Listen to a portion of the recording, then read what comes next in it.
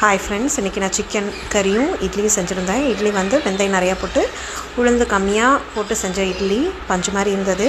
Chicken வந்து நான் already marinate பண்ணி பட்டர் போட்டு தண்ணி மாதிரி வச்சுருந்தேன். நான் ஆக்சுவலாக அன்னபூர்ணா மசாலா தான் யூஸ் பண்ணேன். இது வந்து வெங்காயம் எல்லாம் வதக்கி அரைச்சி வச்ச சிக்கன் குழம்பு. நீங்களும் ட்ரை பண்ணி பாருங்கள், ரொம்ப டேஸ்ட்டாக இருந்தது.